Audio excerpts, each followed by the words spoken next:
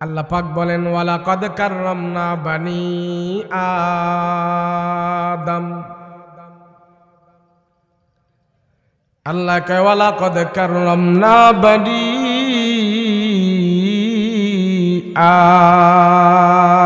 আদম। আল্লাহ কয় বনি আদম রে আমি সবচেয়ে দামি করে বানাইলাম, সবচেয়ে বড় সম্মান করে বানাইলাম। বনি আদম হলো আমার কাছে সবচেয়ে বেশি দামি, সবচেয়ে বেশি দামি হইল বনি আদম। আল্লাহ পাক রব্বুল আলামিন ডেকে বলে দুনিয়ার মানুষেরা শোনো,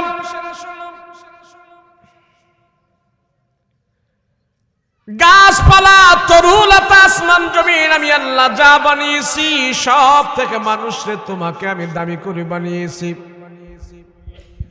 এ মানুষ তোমারে আমি সবচেয়ে বড় দামি করে বানিয়েছি। তুমি আমাকে চিনো না, তুমি আমাকে চিনো না, তুমি আমাকে চিনো না। কারণ কি? বনি আদমকে আল্লাহ পাক সবচেয়ে দামি করে বানিয়ে আল্লাহ ডাক দেয়া কয় তোমার দাম আসমান জমিনের চাইতো তোমার দাম আমার কাছে বেশি। আমি আল্লাহ তোমারে সবচেয়ে দামি করে বানিয়েছি। এটা ঘুরাইছো, এদিকে ঘুরাইছো, এদিকে ঘুরাইয়া এটা কমায়ও না। হ্যাঁ, আমগরে কষ্ট দিও না, আমরা প্রতিদিন বয়ান করন লাগে।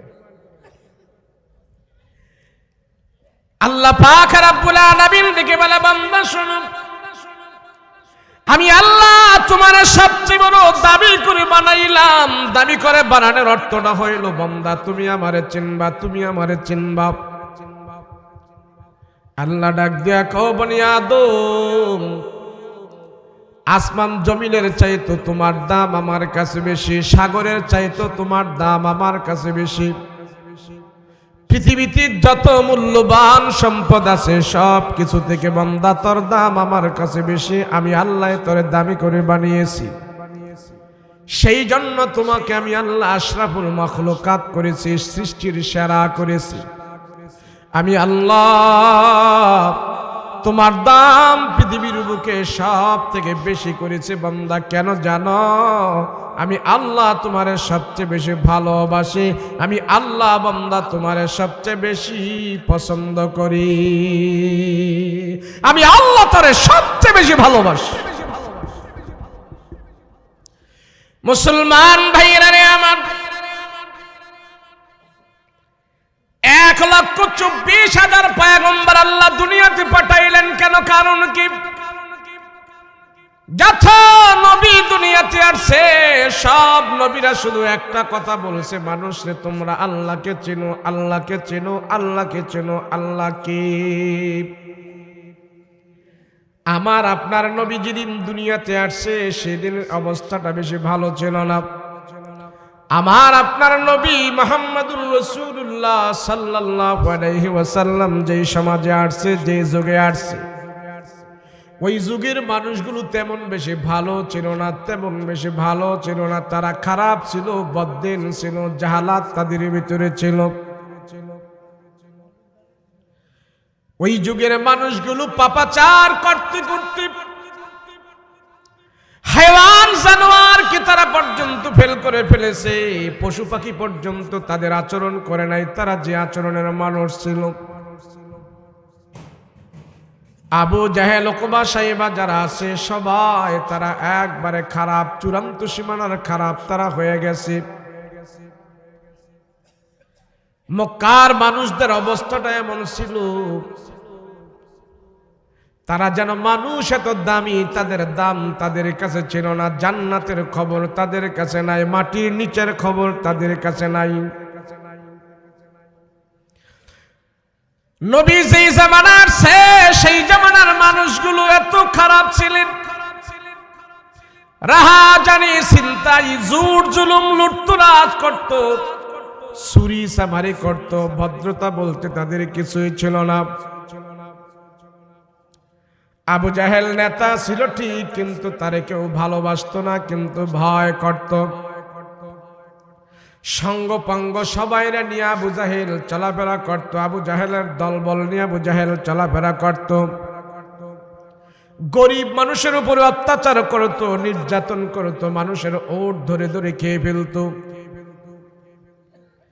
আবু জাহেল সমাজ কন্ট্রোল করত, কিন্তু ভালো ছিল না। নেতা ছিল ঠিক, কিন্তু আদর্শ নেতা ছিল না। সব মানুষগুলো আবু জাহেলকে ভয় পাইতো, কিন্তু আবু জাহেলকে তারা এত ভয় পাইতো কারণ কি? তার শক্তি ছিল, তার শিক্ষা ছিল। তার সাথে আমরা কোনো কিছু করে পারবো না, সেই জন্য আবু জাহেলকে ভয় পাইতো। জোর যার ছিল, মুল্লুক তার ছিল। এইভাবে তারা ওই মক্কার সমাজটাকে তারা নষ্ট করে ফেলেছে। এমনকি হত্যা করে ফেলতো ছোট ছোট বিষয় নিয়ে, এমনকি ছোট একটি বিষয় নিয়ে ঝগড়া করে দুইজনের ভিতরে মার্ডার হয়ে জায়গায় শেষ। তোর ঘোড়া আমার ঘাটে পানি খাইল কেন, তোর গাদা আমার পুকুরে গোসল করাইলি কেন, এই নিয়ে ঝগড়া বাইজা দুই দলে মারামারি করে পড়ে থাকতো। এই ছিল তাদের অবস্থা। আল্লাহর নবী রাহমাতুল লিল আলামিন ওই সমাজে এসে এক এক করে রাসূল 40 বছর অবস্থান করলো। রাহমাতুল লিল আলামিন নবী আমার 40 বছর পর্যন্ত অবস্থান করে। নবীজির ছোটকাল, বাল্যকাল, শিশুকাল, মধ্যকাল, যৌবনকাল, সব কাল কাফেরের সমাজে রাসূল অতিবাহিত করেছে। নবীজি তাদের সাথে চলাফেরা করেছে। কাফের মুশরিকরা 40 বছর আমার পয়গম্বরকে দেখেছে। দেখে দেখে তারা সিদ্ধান্ত দিয়েছে, তারা মুহাম্মদের প্রশংসা করেছে। না না, মুহাম্মদ আমাদের মাঝে সর্বশ্রেষ্ঠ মানুষ, সর্বশ্রেষ্ঠ মানুষ। মুহাম্মদ কোনদিন তার জবান দিয়ে একটি মিথ্যা কথাও বলে নাই। একটি মিথ্যা কথাও রাসূলের জবান থেকে আমরা শুনি নাই। রাহমাতুল লিল আলামিন এখনো নবী হয় নাই, এক এক করে 40 বছর প্রদান পুর করলেন। আল্লাহর নবী দেখতেছে ওই কাফির মুশরিকরা, তাদের ভিতরে বদ্দিন জাহালাত ঢুকে গেছে। মক্কার কাফেরেরা অবাধ্য অত্যাচার করতে করতে এমন একটা পর্যায়ে চলে গেছে, আল্লাহকে তারা জানে না, মাটির নিচে কি আছে তারা জানে না, কবরের শাস্তি কেমনে হবে তাও তারা জানে না।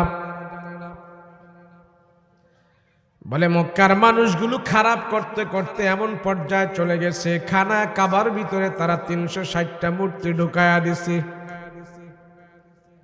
খালি শুধু মূর্তি মূর্তি মূর্তি। যেখানে হাজি সাহেবরা যায় তোয়াফ করে, এটাকে মাতাফ বলা হয়, মাতাফ। এই মাতাফের জায়গায় জায়গায় এক এক জায়গায় তারা মূর্তি টানায়া দিছে, মূর্তি স্থাপন করে দিছে। আর তাদের মনের ভিতরে ধারণা হইল, মূর্তির কাছে যদি আমরা অভিযোগ করি, মূর্তির কাছে যদি আমরা যাই আমাদের বিচার দেই, মূর্তির কাছে যায় যদি আমাদের প্রয়োজন হাজতের কথা বলি, মূর্তি আমাদের হাজত প্রয়োজন পুরা করে দিবে। সেই জন্য তারা খানায় কাবার ভিতরে এইভাবে মূর্তিগুলো স্থাপন করেছে। যেখানে হাজিরা সাফা মারওয়া পাহাড় দৌড়াদৌড়ি করে, সেখানেও তারা মূর্তি স্থাপন করে দিয়েছে। হাট বাজারে গেলে তাদের বগলের নিচে মূর্তি থাকে, সফরে গেলে তাদের সাথে মূর্তি থাকে।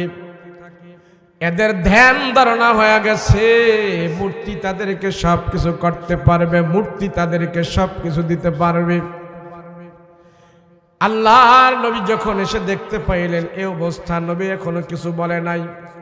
40 বছর পর যখন নাকি আল্লাহ পাক আমার পয়গম্বরকে দু জাহানের নবী ঘোষণা করলো, রাসূল তাদেরকে বলতেছে, মুহাম্মদ তাদেরকে যা বলতেছে, ও দুনিয়ার মানুষেরা, কাফেরেরা, এই যে তোমরা 360টা খোদা মানো, এক একটাকে এক এক কাজের খোদা মানো, আজ থেকে তোমরা খোদা বাদ দাও, এগুলি বাদ দাও, এগুলি কিছু করতে পারে না। তোমরা এক আল্লাহকে পূজা করো, এক আল্লাহকে খোদা মানো, দেখবা তোমাদের সব কিছু হাসিল হয়ে যাবে। এক আল্লাহ মানো। রাহমাতুল লিল আলামিন তাদেরকে যে বলেন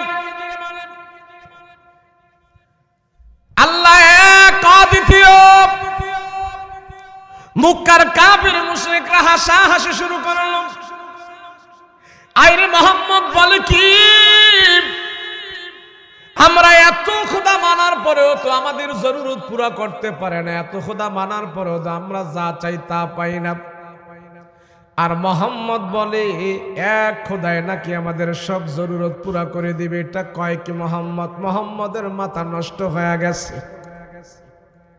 নাউজুবিল্লাহ বলেন।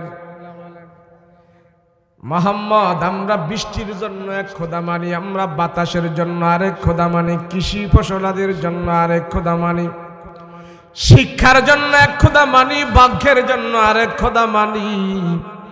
কিন্তু মোহাম্মদ তুমি বলতেছো এক খোদায় নাকি আমাদের সবকিছু করে দিবে। এটা কোনোদিন সম্ভব না, সম্ভব না। তোমার এগুলি পাগলামি বাদ দাও। আমরা 360 খোদা মানি, সেটাই আমাদের জন্য ভালো। এক খোদায় দিতে না পারলে আরেক খোদায় আমাদেরকে দিবে, আমরা ওটাই মানব। তুমি এক খোদার দাওয়াত আমাদেরকে দিও না। এদের ধারণা হইল 360 জনে যদি দিতে না পারে, মোহাম্মদ কয় একজনের কথা, তো একজনে কেমনে দিবে? এদের মাথার ব্রেন তো নষ্ট হয়েছে। কেন নষ্ট হয়েছে জানেন? আসমানি কিতাব, আসমানি কিতাব পরে পরে শোনানোর কোনো মানুষ ছিল না সেই জামানায়, ওয়াজ করার কোনো আলেম ছিল না, আখিরাতের জ্ঞান দেওয়ার মতন কোনো লোক ছিল না। সেই জন্য তারা এই কথা বলতেছে 360 জনের যেটা দিতে পারে না, মোহাম্মদ একজনে কেমনে দিব? আমাদের তো বুঝে আসে না। কথা ঠিক আছে কিনা? কথা ঠিক আছে, কিন্তু তাদের তো সেরকম ব্রেন নাই। আমার নবী রাহমাতুল লিল আলামিন তাদেরকে বারণ করতেছে। নবীজি 40টি বছর তাদের সমাজে বসবাস করলো। যেই চাচারা মিলিয়া মোহাম্মদকে আম্মা জান খাদিজার সাথে বিয়ার ব্যবস্থা করে দিয়েছে। নবীজির বয়স 25 বছর, আর মা খাদিজার বয়স হলেন 40 বছর। ওই 40 বছরে আম্মা জান খাদিজা আমার পয়গম্বরকে পছন্দ করেছে শুধু আখলাক আর বিনিময়, আখলাক আর বিনয় আর সত্যতার নম্রতার জন্য আম্মা জান খাদিজা আমার রসুলকে পছন্দ করেছে। মক্কার 10 জন ধনীর ভিতরে একজন ধনী ছিলেন এই মহিলা, মালে মালিয়ান। যদিও মহিলা মানুষ, তার বাবার অনেক সম্পত্তি পাইল, অনেক মাল পেয়েছে, তো যারে দেয় মহিলা মানুষ, যারই ব্যবসা করতে দেয়, ব্যবসা খালি লস খায়, মিথ্যা কথা বলে। এখন এত সম্পদ মাইকের লেগে দিন, এত সম্পদ আম্মাজান আয়েশা রাদিয়াল্লাহু, আম্মাজান খাদিজা রাদিয়াল্লাহু আনহার এত সম্পদ। এই সম্পদগুলো দেখভাল দেখাশোনা করার জন্য আম্মাজান আয়েশা একটা বিশ্বস্ত লোক পাচ্ছে। মা খাদিজা রাদিয়াল্লাহু আনহার এত সম্পদ পাহারাদারি করার জন্য, ব্যবসা বাণিজ্য করার জন্য, সামে নিয়ে যাওয়ার জন্য, সিরিয়ায় নিয়ে যাওয়ার জন্য বিশ্বস্ত কোনো লোক পাচ্ছে না। তো একদিন আম্মাজান খাদিজা তিনার বান্ধবীকে বলতেছে, আমার তেজারতের জন্য, আমার ব্যবসার জন্য আমি একটি নম্র ভদ্র ভালো মানুষ চাই, কোথায় পাই? তো তারে খবর দিল। ওই তার বান্ধবী বলল, একটা মক্কায় একটা ভালো মানুষ আছে, আব্দুল্লাহর ছেলে মোহাম্মদ, একটি ভালো মানুষ, তার নাম সুখিথি মক্কায় ছড়িয়ে পড়েছে। মানুষ তার কাছে হাজার হাজার দিনার দিরহাম জমা রাখে, আমানত রাখে। আমাদের তখন তো কোনো ব্যাংক বিলিজ ছিল না। এখন না মানুষ টাকা পয়সা রাখার জন্য ব্যাংকে চলে যায়, মানুষ টাকা রাখার জন্য এখন ব্যাংকে চলে যায়। এই ব্যাংক না পাইলে আরেক ব্যাংক, এক ব্যাংকে রাখতে থাকে।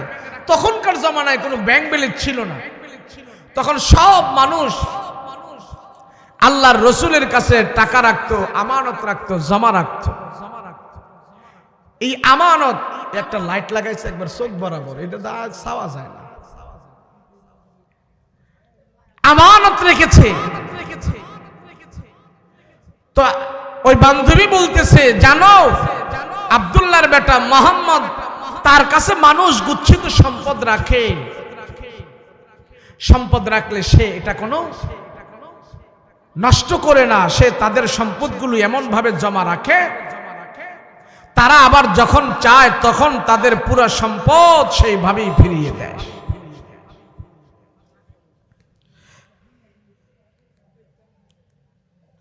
তো রাসূল পাক সাল্লাল্লাহু আলাইহি ওয়াসাল্লামের কানে খবর গেল, খবর পাঠিয়েছে যে মোহাম্মদ যদি আমার ব্যবসাটা একটু দেখাশোনা করত, তখন তো নবী হয় নাই, দেখাশোনা করত তাহলে খুব ভালো হতো।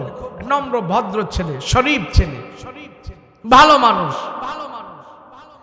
আম্মা জান খাদিজা রাদিয়াল্লাহু আনহা রাসূল পাক সাল্লাল্লাহু আলাইহি ওয়াসাল্লামের সুখ্যাতি সুনাম মক্কায় ছড়িয়ে পড়েছে। তো মা খাদিজা তেজারতের জন্য, ব্যবসার জন্য আমার রাসূলকে নির্ধারণ করেছেন, কাফেলা দিয়া পাঠাইছে। নবীজি সব কাফেলা নিয়ে যায়, আম্মা জান খাদিজার সেই কাফেলাগুলো নিয়ে যাচ্ছি। মা খাদিজা আমানত সম্পদ টাকা টাকা সব বুঝাইয়া দিছে, কাফেলা তেজারত সামদেশে পাঠাইয়া দিছে, সিরিয়ায় পাঠাইয়া দিছে। সেখানে যা আম্মা জান খাদিজার মালগুলো বিক্রি করেছে আমার নবী, সেখানে 2 গুণ লাভ করেছে। আর তেজারতের ব্যবসা যখন এসে আবার আম্মা জান খাদিজার কাছে নবীজি এক এক করে জমা দিয়েছে। আম্মা জান খাদিজা দেখে, এই লোকটারে পাঠাইলাম, এই ছেলেটারে পাঠাইলাম, মোহাম্মদকে পাঠাইলাম, নম্র ভদ্র ছেলে, সে ব্যবসা করে এনে আমাকে যে টাকা দিয়েছে, আমার 5-6 বছরের ঘাটতি পূরণ হয়ে গেছে। আগে শুধু লস হইতো, আর এখন মোহাম্মদ আমাকে 3-4 গুণ লাভ করে ব্যবসা আমাকে মুনাফা দিয়েছে। মা খাদিজা রাদিয়াল্লাহু আনহা দেখলেন নবীজি পাই টু পাই টাকাগুলো হিসাব করে আম্মা জান খাদিজাকে দিলেন। মা খাদিজা তখন আশ্চর্য হয়ে যায়, আরে যাকে পাঠাইতাম সে আমার ব্যবসায় লস করত, আর মোহাম্মদকে পাঠানোর পরে ব্যবসায় তো লাভ হয়ে গেছে। আম্মা জান খাদিজার একটা ভক্তি তার প্রতি চলে আসছে, নম্র ভদ্র শরীফ ছেলে।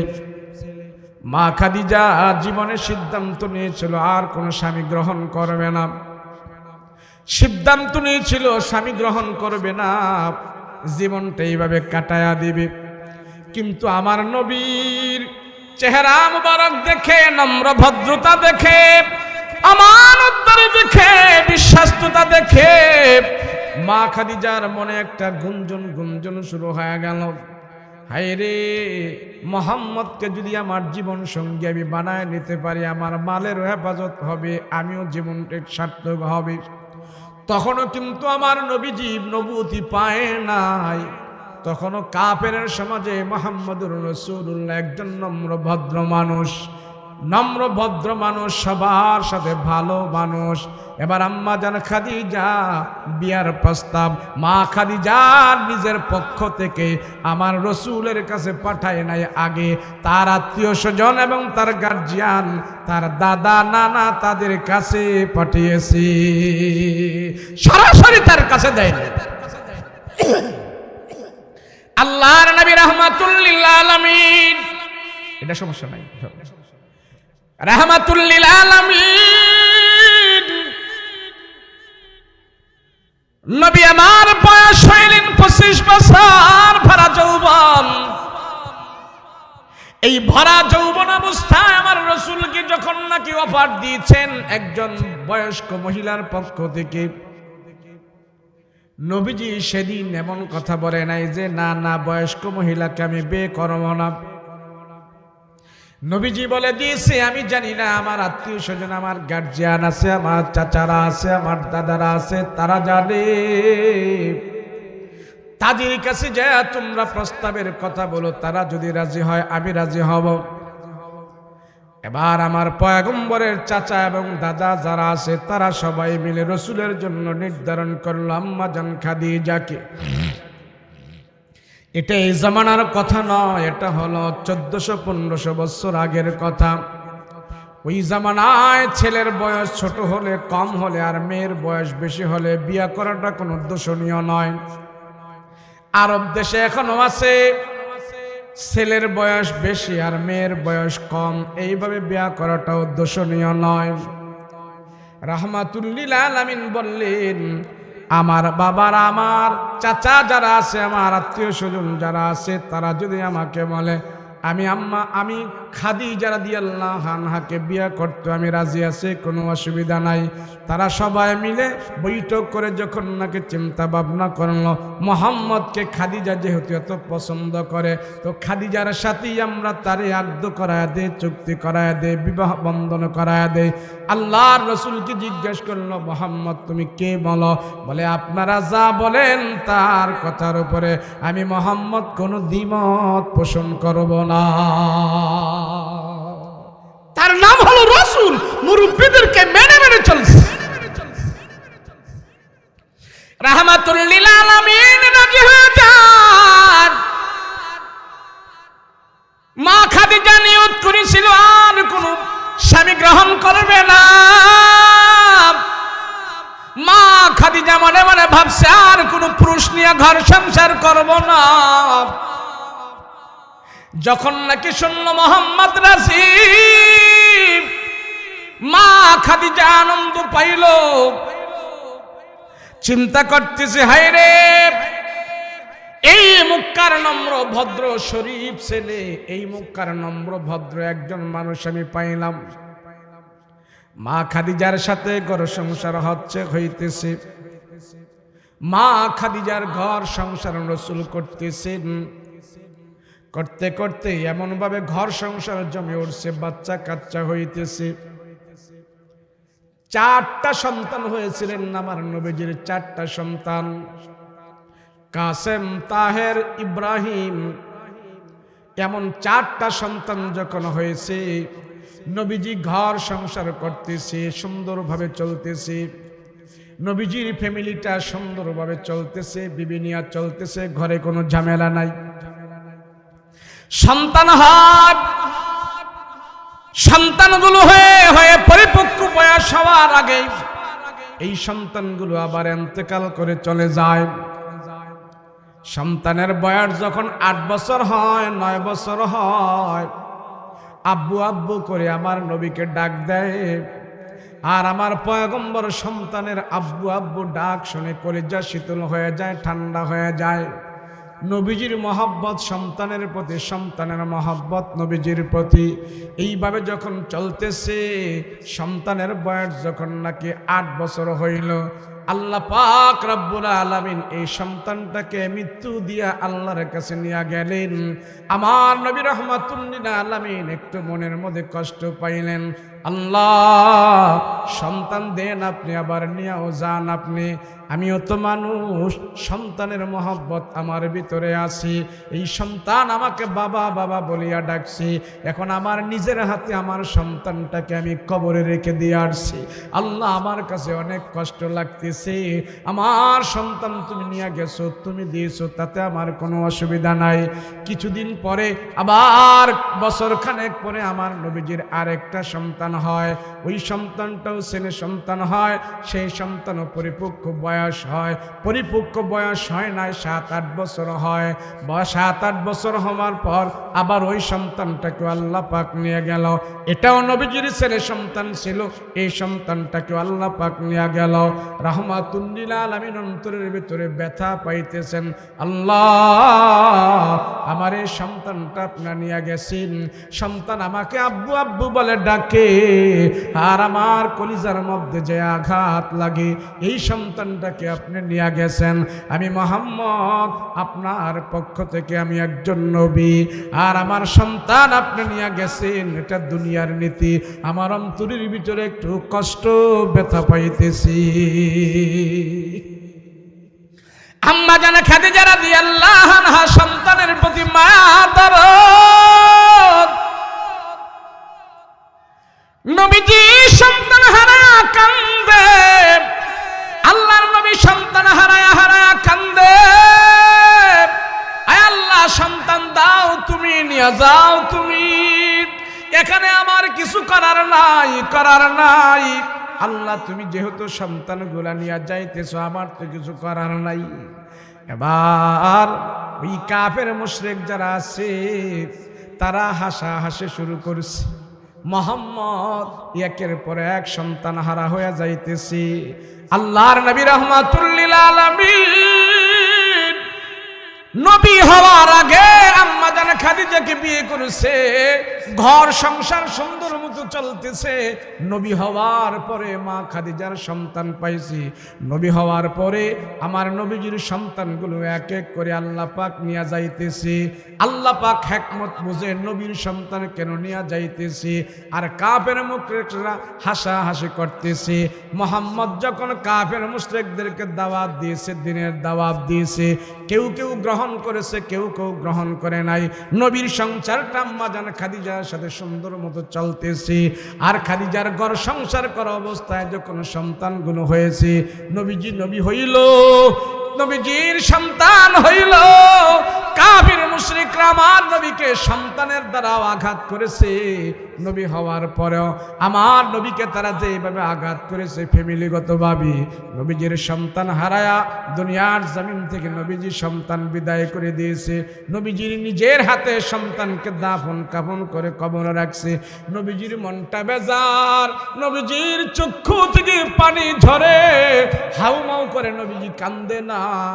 এবার কাফের মুশরিকরা নবীর দেখায় দেখায় একে অপরে হাসাহাসি করে, কয় দেখ দেখ মুহাম্মদের সন্তান হইয়া হইয়া মারা যায়। মুহাম্মদ নবুতি পাওয়ার আগে আমাদের কাছে কত ভালো ছিল, কত ভালো ছিল। এখন সে নবী দাবি করলো, তার কুরাইশা মানুষ, তার লেসকাটা মানুষ, আফতার মানুষ, আর তার সন্তান হয়ে হয়ে দুনিয়ার জমিন থেকে বিদায় হয়ে যায়। মুহাম্মদকে নিয়ে আমরা কোনো টেনশন করব না। মুহাম্মদ আমাদের দেবতার বিরুদ্ধে কথা বলে, মুহাম্মদ আমাদের মূর্তির বিরুদ্ধে কথা বলে। মুহাম্মদ দুনিয়া থেকে বিদায় হয়ে যাবে, আমাদের মূর্তিগুলো আবার ঠিকই থাকবে। কেন জানো? মুহাম্মদের কোনো ছেলে সন্তান নাই, ছেলে সন্তান নাই, সব ছেলে সন্তানগুলো দুনিয়ার জমিন থেকে বিদায় হয়ে গেছে। আর মুহাম্মদ মরার পরে মুহাম্মদের ইসলাম ধর্ম ধরে রাখার কেউ থাকবে না। সেই জন্য আমরা মুহাম্মদকে নিয়ে কোনো পেরেশানি করব না। এটা কাফেররা বলতেছে।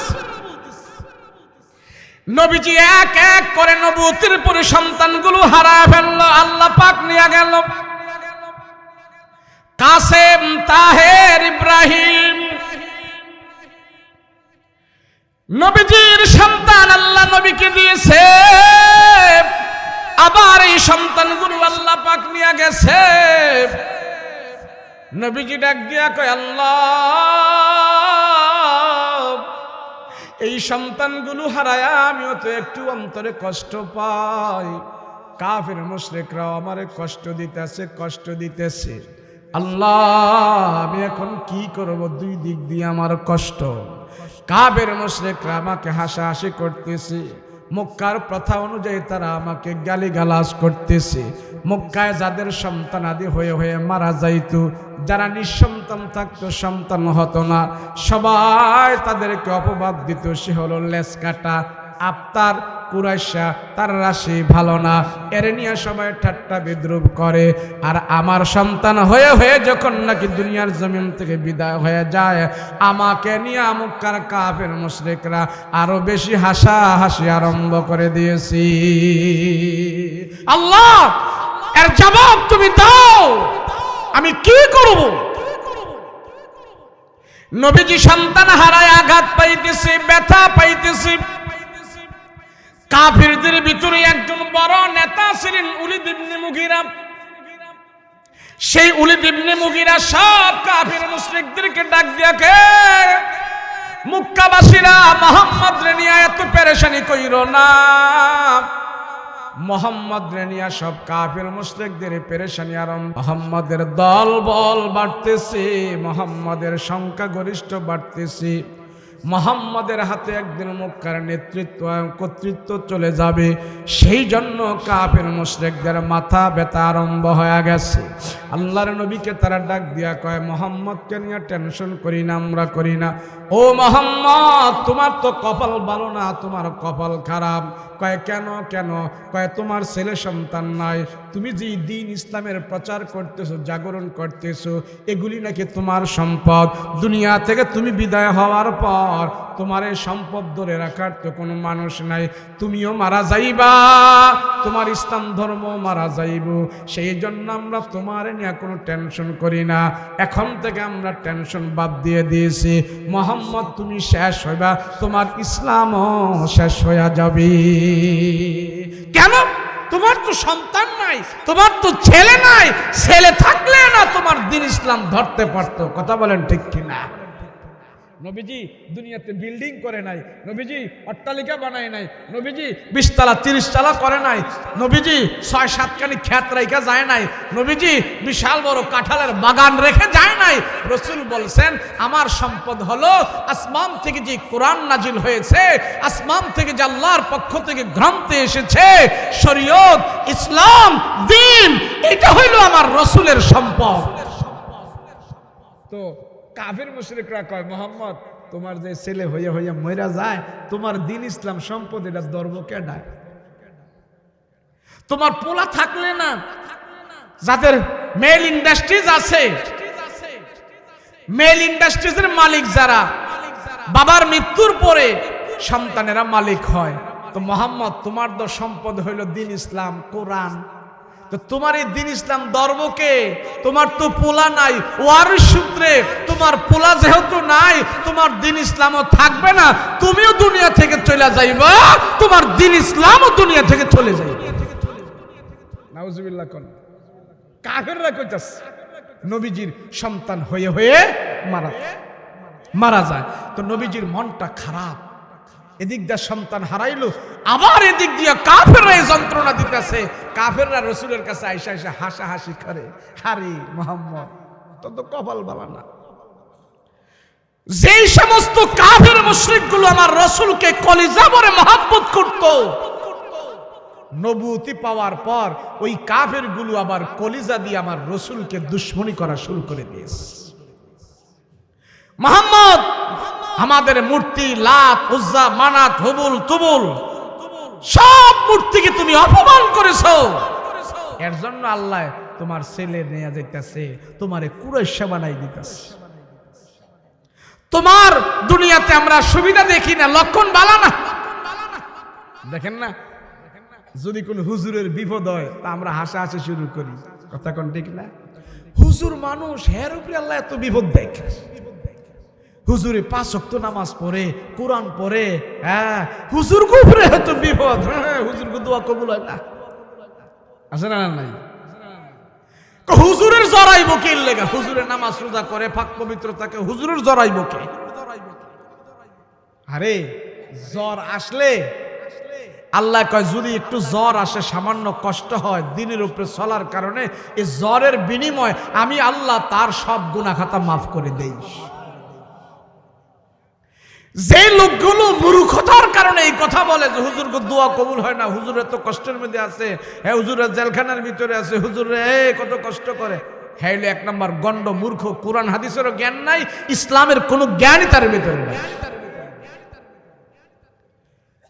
আমার নবীজি অসুস্থ ছিল নি, কথা কয় না দি।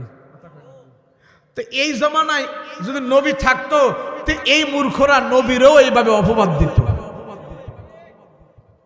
নবী বলেন আসাদুন নাস বালাউল আম্বিয়া, যত নবীরা দুনিয়াতে যত কষ্ট করেছে, এর থেকে আল্লাহ আমারে আরো বেশি কষ্ট দিয়েছে, আমি আরো বেশি কষ্ট পেয়েছি। আর কষ্ট বেশি পাওয়ার কারণে আল্লাহ পাক আমারে জান্নাতুল ফেরদাউস দান করে দিবে। রাসূল বলে জান্নাতুল ফেরদাউস আমাকে দান করবে আল্লাহ। নবীজির এক এক করে 4টা সন্তান প্রাপ্তবয়স্ক হওয়ার পরেই নবীজি হারিয়ে ফেলছে, চলে যাচ্ছে। রাসূল পাক সাল্লাল্লাহু আলাইহি ওয়াসাল্লাম সন্তান হারাইয়া মন খারাপ, আল্লাহ সন্তান দেও তুমি, আবার নিয়ে যাও তুমি। আল্লাহ আমার তো কিছু করার নাই। তো নবীজি একদিন সন্তান হারায়া আল্লাহর প্রতি রাগ না, একটু মনটা বেজার, এভাবে বসে আছে। তো বসে থাকার পর তো জিব্রাইল আমিন কোরআনের সবচেয়ে একটা কনিষ্ঠ সূরা সূরাতুল কাউসার, এই 3 আয়াত বিশিষ্ট এই সূরা কাউসারটা জিব্রাইল আমিন গটগট করে ঘন্টার আওয়াজ বাজায়া আল্লাহর রসুলের কাছে সূরা কাউসার নিয়ে হাজির হয়ে গেছে। নবীজি বসে আছে, মনটা বেশি ভালো না। যখন জিব্রাইল আমিন আসছে, এবার জিব্রাইল আমিন এসে বলে, ইয়া রাসূলুল্লাহ, আপনার মন খারাপ কেন? আল্লাহ সব আপনার ব্যাপারে জানে, কাফেরদের ব্যাপারেও জানে।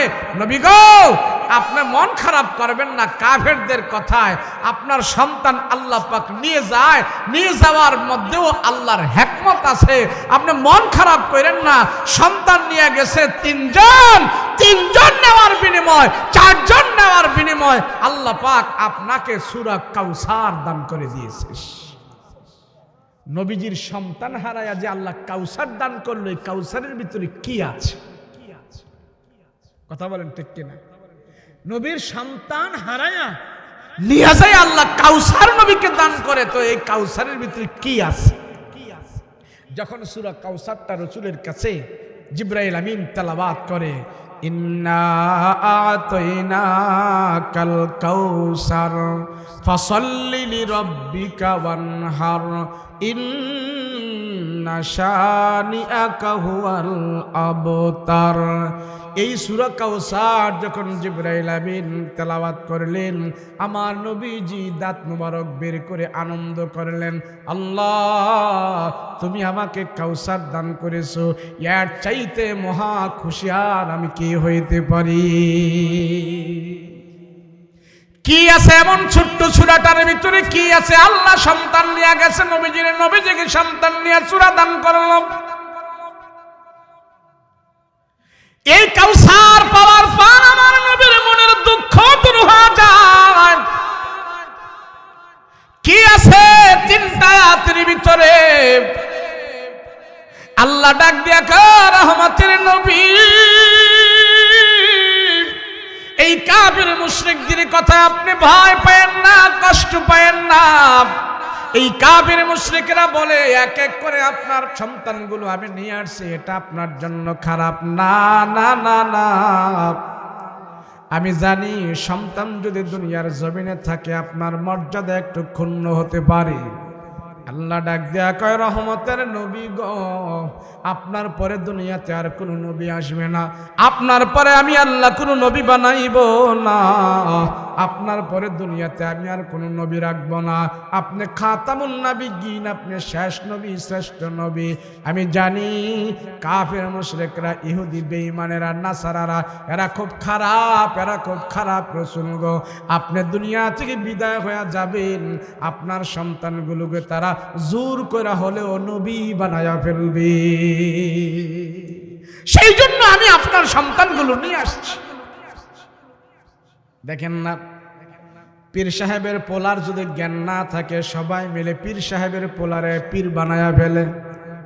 আছে না নাই? কয় পীরের ছেলে পীর হবে, নবীর ছেলে নবী হবে। নাউজুবিল্লাহ। পীরের ছেলে পীর হইতে পারে, নবীর ছেলে নবী হইতে পারে না। সেই জন্য আল্লাহ রহমতের নবী রাসূল গো, আপনি সন্তান হারায়া কাইদেন না। আপনার সন্তানগুলো আমি আল্লাহ নিয়ে গেছি। সেই বিনিময় আমি আল্লাহ আপনাকে সূরা কাউসারটা নাজিল করে দিয়েছি। রাসূল গো, আমি আল্লাহ ভালো জানি আপনার উম্মতের ভিতরে কিছু দুষ্কৃতী লোক থাকবে, আপনার সন্তানদেরকে তারা নবী বানায়া ফেলতে পারে।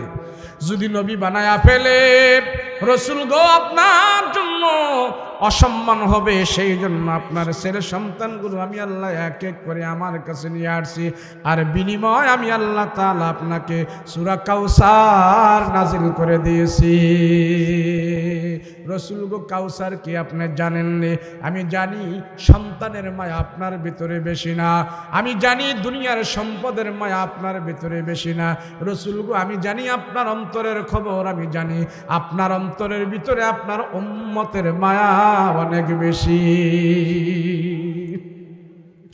আল্লাহর নবীকে আল্লাহ পাক ডাক দিয়ে বলে, রাহমাতুল লিল আলামিন নবী আমার, আপনার অন্তরে আপনার উম্মতের মায়া বেশি, সেই জন্য রাসূল গো আমি আপনাকে সূরা কাউসার দান করেছি। জানেন না কাউসারের অর্থ কি? মুফাসসিরিনে কেরাম কাউসারের অর্থ করছেন 40টার উপরে কাউসারের ব্যাখ্যা আছে। কাউসার মানে হলো হাউজে কাউসার, কাউসার মানে হলো আল্লাহ পাক খুশি হয়ে আমার নবীকে উম্মত বাড়ায়া দিবেন। কাউসারের আরেকটা অর্থ হইল জামানায় যত আলেম উলামা হবে সব আলেম উলামাকে আল্লাহ পাক নবীজির রুহানি সন্তান বানায়া দিছে। জামানার যত আলেম হক্কানি আলেম আছে সব হক্কানি আলেমরা নবীর রুহানি সন্তান হয়ে যায়। কাউসারের আরেকটা ব্যাখ্যা হইল আল্লাহ খুশি হয়ে আমার নবীকে জান্নাতের চাবিটা দান করেছি। আরো অনেক ব্যাখ্যা আছে, আমি 4টা ব্যাখ্যা পড়েছি। কাউসার অর্থ হলো হাউজে কাউসার, কাউসার অর্থ হলো উম্মতের ওলামায়ে কেরাম, কাউসার অর্থ হলো জান্নাতের চাবি, কাউসার অর্থ হলো সমস্ত নবীর থেকে আমার নবীর উম্মত হয়ে যাবে বেশি। আল্লাহ পাক ডাক দিয়া কয়, রাহমাতুল লিল আলামিন, সন্তান আমি নিয়ে গেলাম আপনার 4 জন। রাসূল গো আপনার মনে কোনো দুঃখ রাখবেন না, কষ্ট রাখবেন না। যেই সন্তানগুলো আমি আপনার নিয়ে গেছি, আমি আবার হাসরের ময়দানে জান্নাতে রাসূল গো আপনার সন্তানগুলো আপনাকে আমি ফেরায়া দিব। দুনিয়া থেকে আপনার সন্তানগুলো আমি নিয়ে গেছি, আপনি কষ্ট পাইয়েন না, আপনি কষ্ট পাইয়েন না। আপনার মনের কষ্ট দূর করার জন্য আমি আল্লাহ আপনাকে কাউসার দান করে দিছি। রাসূল গো এমন কাউসার আপনাকে আমি দান করেছি, আপনার উম্মতের জন্য অনেক উপকার হবে। হাসরের ময়দানে সব নবীরা তাদের নিজের চিন্তা করবে, উম্মতের খবর থাকবে না। আর একমাত্র আপনি নিজের চিন্তা করবেন না, উম্মতের চিন্তায় পেরেশান হয়ে থাকবেন। কেমনে আপনার উম্মতকে জান্নাতে নিয়ে যাইবেন? রাসূল গো সেই দুর্দিনে আপনার উম্মতের যে সুবিধা হবে সেই জন্য আমি আল্লাহ আপনাকে কাউসার দান করে দিয়েছি। রাসূল গো হাসরের ময়দানে আপনার উম্মতের আপনার কাছে ধারস্থ হয়ে থাকবে। আপনি যেই উম্মতকে বাছাই করে করে চিনিয়ে চিনিয়ে আপনার উম্মতকে এই হাউজে কাউসার থেকে এক ডুব পানি পান করায়া দিবেন, আমি আল্লাহ তার সব গুনাহ খাতা ক্ষমা করে দিয়া আপনার সাথে তাদেরকে জান্নাতের মেহমান বানায়া দেব। সেই জন্য রাসূল আমি আপনাকে কাউসার দান করলাম। আমি আল্লাহ সন্তান নিয়ে গেলাম আপনার 4 জন, আর বিনিময় আমি আল্লাহ আপনাকে সূরা কাউসার দান করে দিয়েছি। কাউসারের আরেক নম্বর ব্যাখ্যা হইল আল্লাহ পাক আমার নবীকে উম্মতের উলামায়ে কেরাম যারা আছে সব আলেমদেরকে নবীর রূহানি সন্তান বানায়া দিয়েছে। আল্লাহ ডাক দিয়া কয়, রহমতের নবী 4 জন সন্তান যদি আপনার হয় এটা ভালো হয়, নাকি কিয়ামতের আগ পর্যন্ত যত টুপিওয়ালা আলেম আছে সব সন্তান সব আলেমদেরকে আমি আল্লাহ আপনার রূহানি সন্তান বানায়া দিছি সেটা ভালো হয়? আল্লাহ ডাক দিয়া কয়, পয়গম্বর 4 জন আপনার সন্তান বানাবো না, কিয়ামতের আগ পর্যন্ত যত আলেম হবে হক্কানি উলামায়ে কেরাম হবে সব হক্কানি আলেম উলামাদেরকে আমি আল্লাহ আপনার রূহানি সন্তান বানায়া দিছি। সেই জন্যই তো আলেমদের নিজেদেরকে গালি দিলে আলেমরা কিছু বলে না, আলেমদেরকে যখন আপনি কটাক্ষ করেন কিছু বলে না। আমারে কাঠমোল্লা বলেন কোনো অসুবিধা নাই, আমারে মৌলবাদী বলেন কোনো অসুবিধা নাই, আমাকে রাজাকার বলেন কোনো অসুবিধা নাই, আমার বাবারও গালি দেন তারপর আমি কিছু বলবো না। কিন্তু খোদার কসম আমার সামনে যদি আমার রসুলকে গালি দেন আমি আলেম হয়ে সেটা সহ্য করতে পারি না। পারি না সেটা সহ্য করছি। আরে 5 বছরের ক্ষমতা পায়া 4 পায়া তুমি জানো না আলেমের দাম কত? বাদশাহ আলমগীর এমন একজন বাদশাহ ছিল, 58 বছর বাদশাহী করছে। বাংলাদেশের মতন ছোট্ট একটি শিশু রাষ্ট্রের বাদশাহ ছিল না আলমগীর। মোগল সম্রাট ভারতবর্ষের বাদশাহ ছিলেন বাদশাহ আলমগীর। 1-2 বছরের বাদশাহ নয়, 58 বছরের বাদশাহ। বিরোধী দল ছিল না, উনি নিজে 58 বছর চালাইছেন ভারতবর্ষ। এই বাদশাহ আলমগীর এত ক্ষমতা পাইয়া, এত বড় রাষ্ট্রের মালিক হইয়া আলেম ওলামাদের কাছে চোখ রাঙ্গায়া কথা বলে নাই। বাদশাহ আলমগীর যখন চেয়ারের মধ্যে বসে থাকতো আর আলেম ওলামা যখন নাকি তার কাছে যাইতেন, বাদশাহ আলমগীর নিজে আগে আগে দাঁড়ায়া যাইতো, আগে আগে সালাম দিত, আগে আগে মুসাফা করত, আলেম ওলামাদেরকে সম্মান করত বাদশাহ আলমগীর। 58 বছরের বাদশাহ, এত মজবুত বাদশাহ, তাকে চেয়ার থেকে সরানোর ক্ষমতা কারো নাই। এত বিশাল এলাকার বাদশাহ, মোগল সম্রাট বাদশাহ আলমগীর যেই চেয়ারের সিংহাসনে বসা থাকতেন, মাওলানা মৌলবী যখন নাকি তার কাছে সালাম দিতেন, ওই সিংহাসন সে আগে আগে দাঁড়ায়া দাঁড়ায়া ওই আলেমের সাথে সে মুসাফা করতেন। বাদশাহ আলমগীরের মা দূর থেকে তাকায় তাকায় দেখত, হায় রে, আমার সন্তান এত বড় রাজা, আমার সন্তান এত বড় একজন বাদশাহ, কিন্তু টুপিওয়ালাগোর সাথে আমার সন্তান যে ব্যবহার করে, টুপিওয়ালারা আসলে আমার ছেলে দাঁড়ায়া যায়, টুপিওয়ালা আলেমরা আসলে আগে আগে মুসাফা করে, আগে আগে সালাম দেয়। এটা বাদশাহ আলমগীরের মার এটা সহ্য হয় না, কেমন যেন মা এটা মেনে নিতে পারে না। দূর থেকে তাকায় তাকায় দেখে, আরে আমার ছেলে, সে জানে না এত বড় বাদশাহ সে। মৌলভীরা মালানারা আসলে দাঁড়ায়া যায়, মাই কয়, আরে আমার ছেলেটা ব্যাকল হয়ে গেছে, এত বড় রাজা হওয়ার পর তার নিজের দাম সে নিজে হারিয়ে ফেলেছে। বাদশাহ আলমগীর মাকে ডাক দিয়া বলে, মা আপনি কেমন যেন মুখটা মলিন, আপনি বেজার কারণ কি? মা ডাক দিয়া কয়, আলমগীর তুমি একমাত্র আমার সন্তান, আমি জানি বাবা তুমি এত সুন্দর রাষ্ট্র পরিচালনা করো, সবাই তোমার প্রতি খুশি। হে আলমগীর তুমি নম্র, তুমি ভদ্র, তোমার আখলাকের তুলনা হয় না। আমি মা তোমার ভদ্রতার প্রশংসা করি, তবে বাবা তোমার একটা কাজ দেখে আমি খুব অপছন্দ করি, এটা বলতে চাইও তোমারে বলতে পারি না। আলমগীর বলে, কি মা সে কাজটা কি? বাদশাহ আলমগীর বলে, আলমগীর রে, মা বলে, আলমগীর রে, তোমার নিজের দাম তুমি জানো না নাকি হারিয়ে ফেলেছো কিনা বলো? কয়, না মা না, আমি জানি, আমি তো ভারতবর্ষের একজন রাজা বাদশাহ, আমার কথা সবাই শুনে, আমাকে সবাই ভালোবাসে, আমিও সবাইকে ভালোবাসি। বলে, ঠিক আছে ভালোবাসো, তবে আমার মার কাছে সবই তোমার ভালো লাগে, একটা জিনিস খারাপ লাগে, তুমি যে চেয়ারের মধ্যে বসে আছো, সিংহাসনের মধ্যে বসে থাকো, মসজিদের ইমাম আসলে তুমি দাঁড়ায়া যাও, মাদ্রাসার হুজুর আসলে তুমি দাঁড়ায়া যাও, তুমি আগে আগে সালাম দাও, আগে আগে মুসাফা করো। কারণ কি? কারণ কি? তোমার দাম তো তাদের চাইতে বহুত বেশি। তোমার পায়ের কাছে এসে মাওলানা মৌলবীরা পড়ে থাকবে, আর তুমি আগে আগে যায় তার আমদা দিয়া ধরে ধরে তাদের সাথে বুক মেলাও, সালাম দাও। আমি মা তোমার এই কাজটা একেবারে পছন্দ করি না, আমি পছন্দ করি না। বাদশাহ আলমগীর আবার বিপাকে করে গেল, হায়রে আমার মারে আমি কি দিয়া বুঝাবো? কোরআনওয়ালাকে আমি কেন ভালোবাসি, হাদিসওয়ালাকে আমি কেন ভালোবাসি? বাদশাহ আলমগীর আবার মনে মনে বলতেছে, হায়রে আমার মারে আমি কেমনে বুঝাই? বাদশাহ আলমগীর বিভিন্ন ভাবে মাকে বুঝাইলেন, কিন্তু মা এটা বুঝতে চায় না, বুঝতে চায় না। বাদশাহ আলমগীরের মা বলে, আলমগীর আমি জানি এই রাজ্যের ভিতরে তুমি হলে সবচেয়ে নামী এবং তোমাকে সবাই ভয় করে, তুমি পাকাপোক্ত একজন বাদশাহ, তুমি একজন বড় মানুষ, কিন্তু মাওলানা মৌলভী টুপিওয়ালারা তোমার কাছে এত সম্মান কেন, কারণটা কি? বাদশাহ আলমগীর এখন মাকে কি দিয়া বুঝাবে কোরআনওয়ালাকে কেন সে মহব্বত করে, আলেম ওলামারে কেন মহব্বত করে, আলেমকে তো সালাম দিয়া শ্রদ্ধা দেওয়ার কারণটা কি? বাদশাহ আলমগীর এবার একটা সুন্দর একটা উদাহরণ বের করেছে। বাদশাহ আলমগীর মাকে ডাক দেয়া কয়, মা গো, আগামী কালকে সকাল 10টা বাজে আপনি আমার সাথে এক জায়গায় যাবেন, আপনাকে নিয়ে আমি যাব।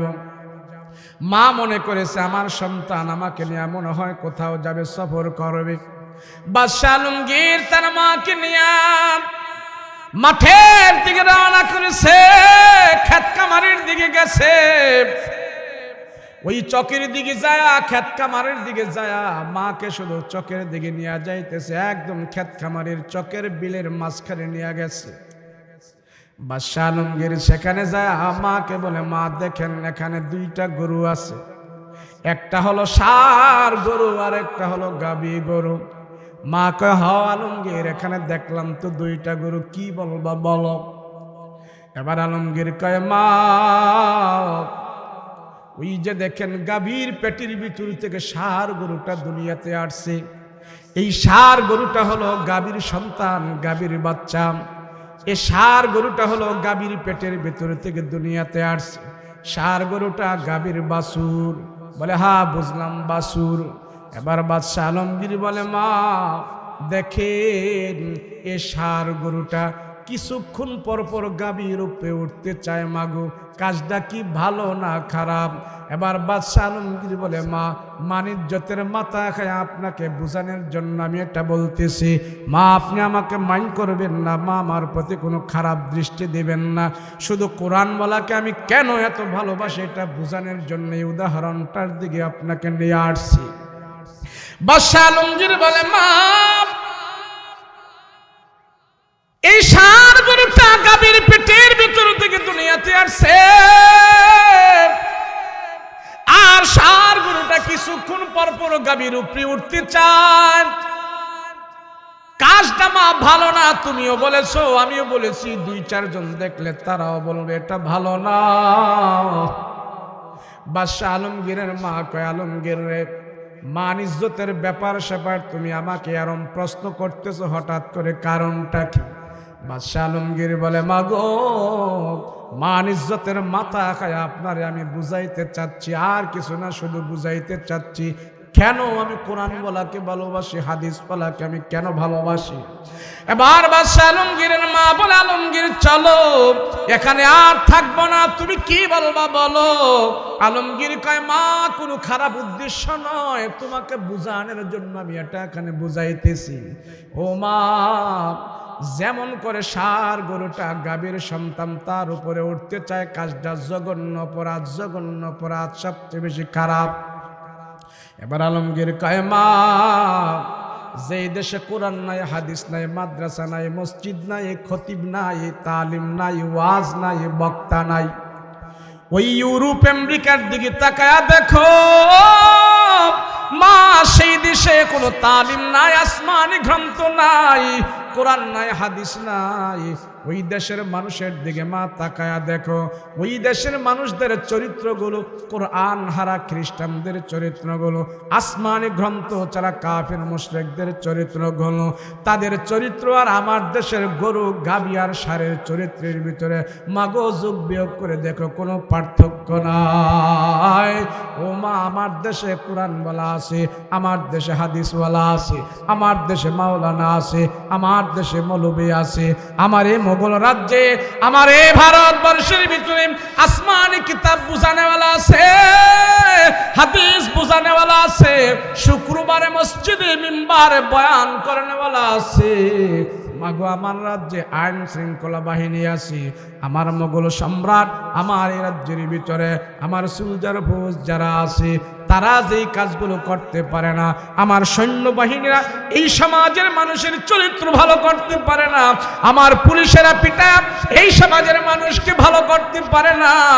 ও মা, আইন শৃঙ্খলা বাহিনী যে কাজটা করতে না পারে, এই যুগের উম্মতের উলামায়ে কেরাম যারা আছে তারা কোরআন হাদিসের বয়ান করে করে আমার সমাজের মানুষের চরিত্রগুলো তারা ভালো করে ফেলে। মা, সেই জন্য আমি আমার দেশের আলেমকে ভালোবাসি। ও মা,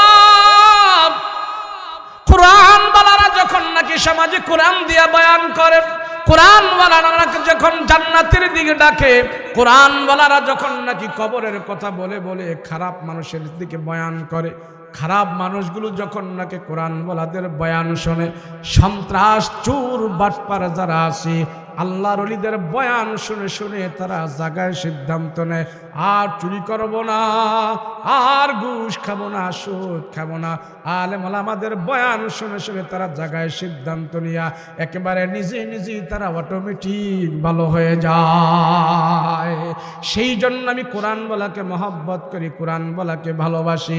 যে জিনিসটা আমার আইন শৃঙ্খলা বাহিনীরা পারে না, সেই জিনিসটা আমার উম্মতের ওলামায়ে কেরামরা পারি। তাদের অন্তরের ভিতরে আল্লাহর কোরআন আছে, রসুলের হাদিস আছে। সেই জন্য আমি আলমগীর এত বড় বাদশাহ হওয়ার পরেও তাদেরকে আমি দাম দেই, সম্মান করে, আর কোনো কারণে নয়, শুধু আল্লাহর রসুলের হাদিস তাদের অন্তরের ভিতরে থাকার কারণে। বাদশাহ আলমগীর এমন একটা বাদশাহ ছিল, 58 বছর বাদশাহী করছে। আলেম ওলামাদের সাথে চলতে চলতে এমন একটা অবস্থা হয়েছে, তার নিজের সন্তানকে সে মাদ্রাসায় ভর্তি করিয়েছে। বাদশাহ আলমগীরের সন্তানকে, এবং তার সন্তানকে বলে দিয়েছে, শোনো, তোমাকে যে ওস্তাদ আসমানি গ্রন্থ পড়াবে, তোমাকে যে ওস্তাদ আল্লাহর কালাম শেখাবে, সেই ওস্তাদের সাথে কোনোদিন বেয়াদবি করবে না, তার যা খেদমত যা লাগে তাই তুমি করতে বাধ্য হবে। একদিন আলমগীর যা দেখতেছে, সন্তান ওস্তাদের, তার আলমগীরের সন্তান তার ওস্তাদের পায়ে পানি ঢালতেছে, অজুর পানি। তো আলমগীর যায়া, বাদশাহ আলমগীর যা এটা দেখে ফেলছে। দেখে ফেলার পর ওই উস্তাদকে তলব করছে, খবর দিছে বাদশার দরবারে যাওয়ার জন্য, ছেলেকেও ডাকছে। তো ওস্তাদ মনে করছে, হায় রে, আজকে আমার শেষ। বাদশার ছেলের দিয়ে পায়ে পানি ঢালাইছে, শেষ। বাদশাহ আলমগীর ডেকে নিয়ে তার সন্তানকে বলল, তোমাকে যে আল্লাহর কালাম শিক্ষা দেয়, তাম পৃথিবীর রাজত্বের চাইতেও ওই কালামের দাম বেশি। সেই কালাম যেই ওস্তাদ তোমারে শিখায়, সে আমার থেকেও তোমার কাছে অনেক বেশি মূল্যবান। সেই ওস্তাদের পায়ে তুমি পানি ঢাললা কেন? তুমি পানি ঢেলে ওস্তাদের পাটা নিজের হাত দিয়ে তুমি মলায়া দিলা না? নিজের হাত দিয়ে কেন পরিষ্কার করে দিলা না? এই সমস্ত বেয়াদবি করবে না। আজ থেকে তোমার ওস্তাদের পুরোপুরি ভাবে তুমি খেদমত করবে। এইভাবে সন্তানকে তালিম দিয়েছে। তালিম দেওয়ার কারণে কি হইল? বাদশাহ আলমগীর উনি এত বড় রাজ্যের বাদশাহ হওয়ার পরেও উনি একটা কিতাব লিখে গেছেন, ফতুয়ায়ে আলমগীর। আলেম ওলামাদের সাথে থাকতে থাকতে, আলেম ওলামাদের সাথে জ্ঞান হাসিল করতে করতে উনি বিশাল বড় আলেম ওলা হয়ে গেছে। বাদশাহ ফতুয়ায়ে আলমগীর উনি লিখে গেছে, দুনিয়ার যতদিন থাকবে বাদশাহ আলমগীরের এই ফতুয়ার কিতাব সমস্ত 4 মাযহাবের উলামায়ে কেরাম এই ফতুয়ায়ে আলমগীর ফলো করতে বাধ্য হয়ে যায়। এত বড় কিতাব লিখে গেছে কেন? তার ভিতরে আল্লাহর রসুল, রসুলের হাদিস যাদের ভিতরে ছিল, ওই রসুলের হাদিস যেই সিনার ভিতরে ছিল, ওই সিনাগুলোকে বাদশাহ আলমগীর মহব্বত করেছে। আমরা আলেম ওলামা ভুল থাকতেই পারে, মানুষ হিসাবে ভুল থাকতেই পারে। সেজন্য হলে ভুলগুলোই খুঁজে খুঁজে আমরা দোষারোপ করব আর গুণগুলো দেখব না, এটা কিন্তু ভালো না। আল্লাহ পাক আমাদেরকে ঈমানে আমলে বরকত দান করেন, বলেন আমিন। আল্লাহ, এই যে যুবকেরা এই যে একটা মাহফিল এখানে দিল, ভালো হইল না খারাপ হইল? কথা কোন, ভালো হইল না খারাপ হইল? কি ভালো হইল বলতে পারেন? একটা ভালোর কথা আমি বলে যাই। সেই ভালোটা হলো এই যে আপনারা এখানে 2 ঘন্টা বসে আছেন, 1 ঘন্টা বসে আছেন, এই ছেলেগুলো যদি আপনাদেরকে অন্য কিছু বিনোদন দিত, তাও আপনারা এখানে 2 ঘন্টা থাকতেন না? গান বাদ্য হইলেও থাকতেন। ওয়াজ মাহফিলের কারণে আপনার থাকতেছেন। এই 2 থাকার ভিতর পার্থক্যটা হইল এই যে এখানে ওয়াজ মাহফিলের উসিলায় 2 ঘন্টা বসে আছেন, আপনার 50-60 বছর 70 বছরের হায়াত থেকে আজকের মাহফিলের 2টা ঘন্টা আল্লাহর দরবারে গুনাহমুক্ত হয়ে পৌঁছে গেছে। এই ছেলেগুলোই যারা গান বাদ্য দিয়ে আপনাদেরকে বসাইতো, ওই 2 ঘন্টাই আপনার বদ আমল আল্লাহর দরবারে যাইতো। তাহলে ভালো করছে না খারাপ করছে? বলেন ভালো করছে না খারাপ করছে? এই ভালোটা ধরে রাখবেন। আল্লাহ আমাদের সবাইকে কবুল করেন, বলেন আমিন। আল্লাহ